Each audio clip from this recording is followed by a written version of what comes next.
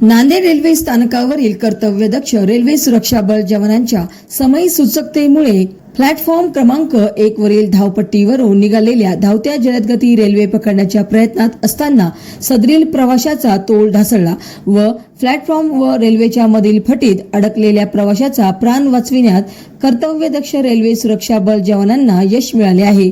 घटनेची सविस्तर माहिती अशी की प्लॅटफॉर्म क्रमांक 1 वर रेल्वे सुरक्षा बल नांदेड ठाण्याचे निरीक्षक विनोद कुमार मीना यांच्या आदेशानुसार अधिपत्याखाली नांदेड रेल्वे ठाण्याचे एम माधवराव उपनिरीक्षक व व्ही.डी. कांबळे कॉन्स्टेबल रेल्वे स्थानकावर प्लॅटफॉर्म क्रमांक 1 वर कर्तव्य बजावत होते। दरम्यान जलदगती रेल्वे ही प्लॅटफॉर्म क्रमांक 1 वरून जात असताना नांदेड जिल्ह्यातील नागोराव सोनकांबळे वय 47 राहणार जरीकोट तालुका धर्माबाद येथील रहिवासी असलेले प्रवासी जलदगती धावत्या रेल्वेस पकडण्याचा प्रयत्न करत असताना तोल ढासळून प्लॅटफॉर्म व रेल्वे यातील फटीत अडकत्या क्षणी उपरोक्त कर्तव्यावर असलेले रेल्वे अधिकारी व कर्मचारी यांनी समय सूचकता दाखवत स्वतःचा प्राण धोक्यात टाकून फिल्मी स्टाईलने प्रवाशाचे प्राण वाचवण्यात यश मिळाले असून कोणतीही विपरीत दुर्घटना घडली नाही।